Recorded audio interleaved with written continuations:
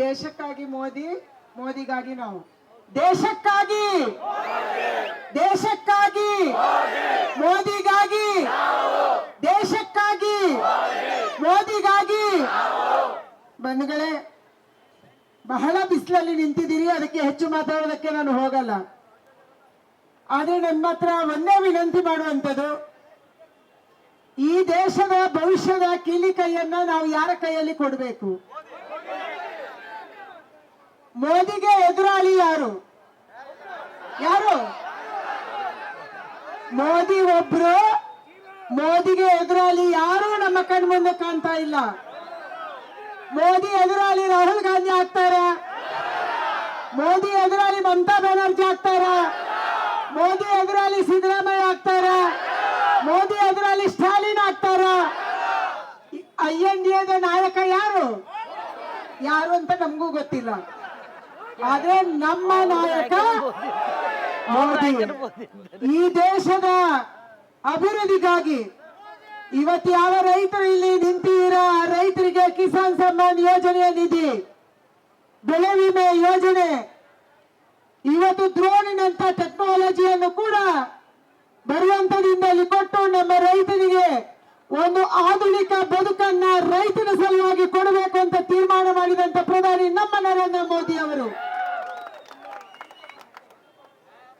ಉಜ್ವಲ ಯೋಜನೆಯ ಮೂಲಕ ಗ್ಯಾಸ್ ಇಲ್ಲದವರಿಗೆ ಗ್ಯಾಸು.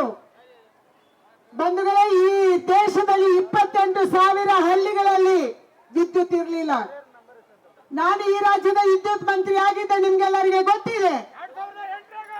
2008ರಲ್ಲಿ ವಿದ್ಯುತ್ ಮಂತ್ರಿ ಆಗಿದ್ದೆ. ಆದ್ರೆ ಎಲ್ಲ ಮನೆಗಳಿಗೆ ವಿದ್ಯುತ್ ಇಲ್ಲದ ಮನೆಗಳಿಗೆ ವಿದ್ಯುತ್ ನಾನು ಕೊಡಕ್ಕಾಗಿಲ್ಲ. ಯಾಕಂದ್ರೆ ಒಂದು ಮನೆಗಳಿಗೆ ನಂದೇ ಜಿಲ್ಲೆಯಲ್ಲಿ ಕುಕ್ಕೆ ಸುಬ್ರಹ್ಮಣ್ಯ ಹತ್ರ ನನ್ನ ಊರು, ಒಂದು ಮನೆಗೆ ವಿದ್ಯುತ್ ಕೊಡ್ಬೇಕಂದ್ರೆ 10-15 ಕಂಬ ಹಾಕ್ಬೇಕಂದ್ರೆ ನಾನು ಹೇಳ್ತಿದ್ದೆ ನನ್ನ ಮೆಸ್ಕಾಂ ಅಲ್ಲಿ ದುಡ್ಡಿಲ್ಲ, ನಾವು ಕೊಡಕ್ಕಾಗಲ್ಲ ಅಂತ ಹೇಳಿ. ಇವತ್ತು ಈ ದೇಶದ ಪ್ರಧಾನಿ ವಿದ್ಯುತ್ ಇಲ್ಲದ ಮನೆಗೆ ವಿದ್ಯುತ್, ವಿದ್ಯುತ್ ಇಲ್ಲದ 28,000 ಹಳ್ಳಿಗಳಿಗೆ ವಿದ್ಯುತ್ ಅನ್ನು ಕೊಟ್ಟಂತ ಪ್ರಧಾನಿ ನಮ್ಮ ದೇಶದ ನರೇಂದ್ರ ಮೋದಿ ಅವರು. ಶೌಚಾಲಯ ಇಲ್ಲದ ಮನೆಗೆ ಶೌಚಾಲಯ, ಆಯುಷ್ಮಾನ್ ಕಾರ್ಡು, ಜನೌಷಧಿ ಕೇಂದ್ರದ ಮೂಲಕ 100 ರೂಪಾಯಿಗೆ ಸಿಗ್ತಾ ಇರುವಂತ ಮಾತ್ರೆಗಳನ್ನ ಕೇವಲ 10 ರೂಪಾಯಿಗೆ ಕೊಡ್ತಾ ಇರುವಂತ ಪ್ರಧಾನಿ ಈ ದೇಶದ ಪ್ರಧಾನಿ ನರೇಂದ್ರ ಮೋದಿ ಅವರು. ಇವತ್ತು ನಮ್ಮ ರಸ್ತೆಗಳು ಹಿಂದೆ ಹೇಗಿತ್ತು? 65 ವರ್ಷದಲ್ಲಿ ಎಷ್ಟು ರಾಷ್ಟ್ರೀಯ ಹೆದ್ದಾರಿ ಆಗಿತ್ತು, ಅಷ್ಟೇ ರಾಷ್ಟ್ರೀಯ ಹೆದ್ದಾರಿಯನ್ನ 10 ವರ್ಷದಲ್ಲಿ ನಮ್ಮ ಸರ್ಕಾರ ಮಾಡಿದೆ. ನಮ್ಮ ರೈಲು ಅಂದ್ರೆ ಗಬ್ಬು, ನಮ್ಮ ರೈಲು ಅಂದ್ರೆ ತಿಗಣೆ, ನಮ್ಮ ರೈಲು ಅಂದ್ರೆ ಜಿರಳೆ, ನಮ್ಮ ರೈಲು ಅಂದ್ರೆ ಹಳೆ ಡಬ್ಬಗಳು, ಈ ಸ್ಥಿತಿ ಇತ್ತು. ಇವತ್ತು ಇಡೀ ರೈಲ್ವೆಯನ್ನ, ಭಾರತೀಯ ರೈಲ್ವೆಯನ್ನ ಉನ್ನತೀಕರಿಸಿದಂತ ಕೀರ್ತಿ ನಮ್ಮ ಪ್ರಧಾನಿ. ವಂದೇ ಭಾರತ್ ಅಂತ ಟ್ರೈನ್ ಕೂಡ ಇವತ್ತು ಈ ದೇಶದಲ್ಲಿ ಓಡಾಡ್ತಾ ಇದೆ. ರೈಲನ್ನ ಆಧುನೀಕರಣ ಮಾಡಿದೀವಿ. ಏರ್ಪೋರ್ಟ್ 74 ಇದು 65 ವರ್ಷದಲ್ಲಿ, 10 ವರ್ಷದಲ್ಲಿ ನಾವು 74 ಏರ್ಪೋರ್ಟ್ ಮಾಡಿದೀವಿ. 52 ಮೆಡಿಕಲ್ ಸೀಟ್ ಇತ್ತು, 52,000, 1,57,000 MBBS ಸೀಟು. MD ಸೀಟ್ ಜಾಸ್ತಿ ಮಾಡಿದ್ವಿ, ಏಮ್ಸ್ ಜಾಸ್ತಿ ಮಾಡಿದ್ವಿ. ಪ್ರತಿ ಜಿಲ್ಲೆಗೊಂದು ಸರ್ಕಾರಿ ಆಸ್ಪತ್ರೆ ಆಗ್ಬೇಕು, ಸರ್ಕಾರಿ ಮೆಡಿಕಲ್ ಕಾಲೇಜ್ ಆಗ್ಬೇಕು. ಇದು ಕೇಂದ್ರ ಸರ್ಕಾರ ಇವತ್ತು ತೀರ್ಮಾನ ಮಾಡಿದೆ. IITಗಳು, IIITಗಳನ್ನ ಜಾಸ್ತಿ ಮಾಡಿದೀವಿ. ಬಡವರಿಗಾಗಿ ಮೋದಿ ಬೇಕು, ಬಡವರ ಕೆಲಸಕ್ಕಾಗಿ ಮೋದಿ ಬೇಕು, ಈ ದೇಶದ ರೈತನ ಉಳಿವಿಗಾಗಿ ಮೋದಿ ಬೇಕಾಗಿದೆ. ಈ ದೇಶದ ಇವತ್ತು ನಾವು ಖುಷಿಯಾಗಿ ಇಲ್ಲಿದ್ವಿ. ಕರುಣಾಕರ್ ರೆಡ್ಡಿ ಹೇಳಿದ್ವಿ, ಯಾಕೆ? ನಮ್ಮ ದೇಶದ ಸೈನಿಕ, ನನ್ನಂತ ತಾಯಿಯ ಮಕ್ಕಳು ಈ ದೇಶದ ಗಡಿ ಕಾಯ್ತಾ ಇದ್ದಾನೆ. ಅವನು ಮಧ್ಯಾಹ್ನ ಬಿಸಿ ರೊಟ್ಟಿ ತಿನ್ನಲ್ಲ, ಅವನು ಬಿಸಿ ಸಾಂಬಾರು ತಿನ್ನಲ್ಲ, ಬಿಸಿ ಮುದ್ದೆ ತಿನ್ನಲ್ಲ, ಚಪಾತಿ ತಿನ್ನಲ್ಲ. ಯಾಕೆಂದ್ರೆ -°C ಅಲ್ಲಿ ಹಣ್ಣು ತಗೊಂಡ್ರೆ ಕ್ರಿಕೆಟ್ ಬಾಲ್ ತರ ಆಗುತ್ತೆ. ಅಲ್ಲಿ ಬಿಸಿ ನೀರು ಕುಡಿಯಕ್ಕಾಗಲ್ಲ, ಲೋಟಕ್ಕೆ ನೀರು ಹಾಕೊಂಡ್ರೆ ಬಾಯಿಗೆ ಬರೋದ್ರೊಳಗೆ ಐಸ್ ಆಗಿ ಬಿಡುತ್ತೆ. ಅಂತ ಸ್ಥಿತಿಯಲ್ಲಿ ದೇಶದ ಗಡಿಯನ್ನ ನಮ್ಮ ಸೈನಿಕ ಕಾಯ್ತಾ ಇದ್ದಾನೆ. ಯಾತಕ್ಕಾಗಿ? ಈ ದೇಶದ ರಕ್ಷಣೆಗಾಗಿ. ಈ ದೇಶ ಉಳಿಬೇಕು, ನನ್ನ ದೇಶದ ಪ್ರಜೆಗಳಿಗೆ ರಕ್ಷಣೆ ಸಿಗಬೇಕು ಅನ್ನುವಂತ ಕಾರಣಕ್ಕಾಗಿ ನಮ್ಮಂತ ತಾಯಿಯ ಮಕ್ಕಳು ಇವತ್ತು ದೇಶ ಕಾಯ್ತಾ ಇದ್ದಾರೆ. ಅವನ ಮನಸ್ಸಲ್ಲಿದೆ ಈ ದೇಶದಲ್ಲಿ ಮೋದಿ ಸರ್ಕಾರ ಬರಬೇಕು. ಯಾಕೆ? ಈ ದೇಶದಲ್ಲಿ ಮೋದಿ ಸರ್ಕಾರ ಬಂದ ಮೇಲೆ ನನ್ನ ಬಂದೂಕಿಗೆ ಗಟ್ಟಿತನ ಬಂದಿದೆ, ನನ್ನ ಕೈಗೆ ಆಧುನಿಕ ಸಶಸ್ತ್ರ ಬಂದಿದೆ, ನಂಗೆ ಒಳ್ಳೆ ಸಂಬಳ ಸಿಕ್ಕಿದೆ, ನಾನು ರಿಟೈರ್ ಆದಾಗ ಒಂದು ಪೆನ್ಷನ್ ಬರುತ್ತೆ, ನನ್ನ ಕುಟುಂಬಕ್ಕೆ ಗೌರವ ಸಿಕ್ಕಿದೆ. ಈ ಮಾತನ್ನ ಗಡಿಯಲ್ಲಿರುವಂತ ಸೈನಿಕ ಬಯಸ್ತಿದ್ದಾನೆ. ಆದ್ರೆ ಅವನು ಓಟ್ ಕೇಳಕ್ಕೆ ಬರಲ್ಲ, ಅವನು ಓಟ್ ಹಾಕುವುದೂ ಇಲ್ಲ, ಅವನು ಬಂದು ಬಿಜೆಪಿಯ ಪ್ರಚಾರನೂ ಮಾಡಲ್ಲ. ಯಾಕಂದ್ರೆ ಅವ್ರು 24 ಗಂಟೆ ಕಣ್ಣಿಗೆ ಎಣ್ಣೆ ಬಿಟ್ಕೊಂಡು ಈ ದೇಶದ ಗಡಿ ಕಾಯ್ತಾ ಇದ್ದಾನೆ.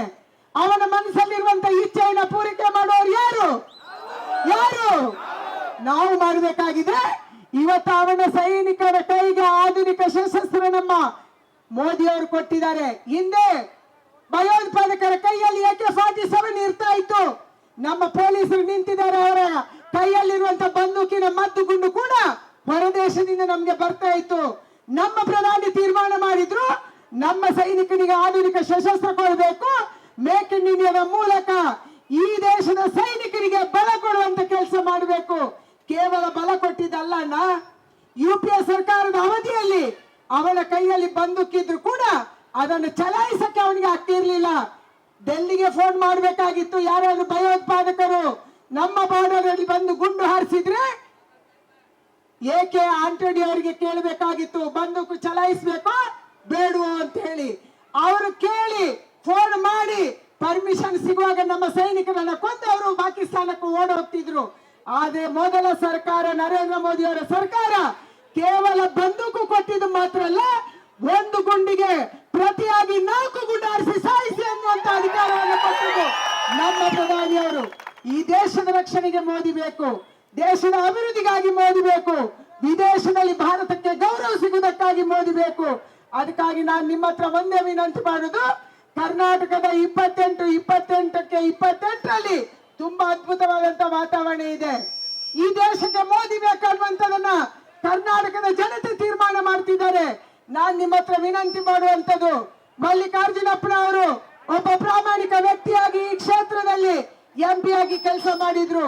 ಸಿದ್ದೇಶಣ್ಣ ಅವರು ಇನ್ನೊಬ್ಬರ ಕಿಸೆಗೆ ಕೈ ಹಾಕ್ಲಿಲ್ಲ, ಭ್ರಷ್ಟಾಚಾರ ಮಾಡಿಲ್ಲ, ಎಷ್ಟು ಸಾಧ್ಯನೋ ಅಷ್ಟು ಕೇಂದ್ರದ ಅನುದಾನ ತಂದು ಈ ಕ್ಷೇತ್ರದ ಅಭಿವೃದ್ಧಿಯನ್ನು ಕೆಲಸ ಮಾಡುವಂತ ಮಾಡಿದ್ರು. ಯಡಿಯೂರಪ್ಪನವರು ಸರ್ಕಾರ ಇದ್ದಾಗ ಈ ಒಂದು ರಾಜ್ಯದಲ್ಲಿ ರೈತರ ಸಲುವಾಗಿ, ಅಭಿವೃದ್ಧಿ ಸಲುವಾಗಿ, ಬಡವರ ಸಲುವಾಗಿ, ಇಲ್ಲಿ ನಿಂತಿರುವಂತ ಮಹಿಳೆಯರ ಸಲುವಾಗಿ ನಮ್ಮ ಸರ್ಕಾರ ಕೆಲಸ ಮಾಡ್ತು. ನಾನು ನಿಮ್ಮ ಹತ್ರ ಒಂದೇ ವಿನಂತಿ ಮಾಡುವಂತದ್ದು, ನನ್ನಂತ ಅಕ್ಕ ಇವತ್ತು ಗಾಯತ್ರಿ ಸಿದ್ದೇಶ್ವರ ಅವರು ನಿಂತಿದ್ದಾರೆ ಚುನಾವಣೆಗೆ. ಗಾಯತ್ರಿ ಸಿದ್ದೇಶ್ವರ ಅವರಿಗೆ ನಿಮ್ಮೆಲ್ಲರ ಆಶೀರ್ವಾದ ಬೇಕು. ನರೇಂದ್ರ ಮೋದಿ ಅವರನ್ನ ಪ್ರಧಾನಿ ಮಾಡಬೇಕು, ದೇಶದ ರಕ್ಷಣೆ ಅಭಿವೃದ್ಧಿ ಮಾಡಬೇಕು ಅಂತಂದ್ರೆ ಮೋದಿ ಹೇಳಿದ್ದಾರೆ 400 ಪಾರ್ ಆಗ್ಬೇಕು, 400 ಗಡಿಯನ್ನ ದಾಟಬೇಕು, ಭಾರತದಲ್ಲಿ ಒಳ್ಳೆಯ ನಿರ್ಧಾರಗಳನ್ನು ಇನ್ನೂ ತಗೊಳ್ಳುವಂತದಿದೆ, ಅದಕ್ಕೆ ನಂಗೆ ಶಕ್ತಿ ತುಂಬಬೇಕನ್ನುವಂತ ಮಾತನ್ನ ಪ್ರಧಾನಿ ಅವರು ಹೇಳಿದ್ದಾರೆ. ಆ ಶಕ್ತಿ ತುಂಬ ಕೆಲಸಕ್ಕೆ ಪ್ರಧಾನಿಯನ್ನ ಮಾಡುವುದಕ್ಕೆ, ಅವರನ್ನ ಪ್ರಧಾನಿ ಮಾಡ್ಬೇಕಂದ್ರೆ MP ಗಳ ಕೈಯಲ್ಲಿ ನಿಮ್ಮೆಲ್ಲರ ಮನಸ್ಸಲ್ಲಿದೆ, ಮೋದಿ ಪ್ರಧಾನಿ ಆಗ್ಬೇಕು. ಆದ್ರೆ ನೀವು ಲೋಕಸಭೆಯಲ್ಲಿ ಹೋಗಿ ಕೈ ಎತ್ತಕ್ಕಾಗಲ್ಲ.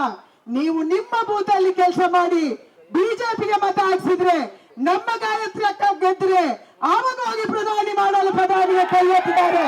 ಅದಕ್ಕಾಗಿ ದಯಮಾಡಿ ಗಾಯತ್ರಿ ಸಿದ್ದೇಶ್ವರ ಅವರನ್ನ ಬಹಳ ದೊಡ್ಡ ಸಂಖ್ಯೆಯಲ್ಲಿ ನೀವು ಗೆಲ್ಲಿಸಬೇಕು. ನಮ್ಮ ಬೂತ್ ಅಲ್ಲಿ ಕೆಲಸ ಮಾಡಬೇಕು. ನಮ್ಮ ಹತ್ರ ಸಮಯ ಇಲ್ಲ, ಕೇವಲ 4 ದಿನ ಇದೆ. ನಿಮ್ಮ ಬೂತ್ ಅಲ್ಲಿ ಇರುವಂತಹ ಪ್ರತಿಯೊಂದು ಮನೆಗೆ ಹೋಗಿ, ಮನೆಯಲ್ಲಿ ನರೇಂದ್ರ ಮೋದಿ ಅವರು ಯಾಕೆ ಈ ದೇಶಕ್ಕೆ ಬೇಕು ಅನ್ನುವಂಥದ್ದನ್ನು ತಿಳಿಸಿ ಹೇಳಿ. 7ನೇ ತಾರೀಕು ಅವರೆಲ್ಲರನ್ನ ಕರ್ಕೊಂಡು ಬಂದು ಮತದಾನ ಕೇಂದ್ರಕ್ಕೆ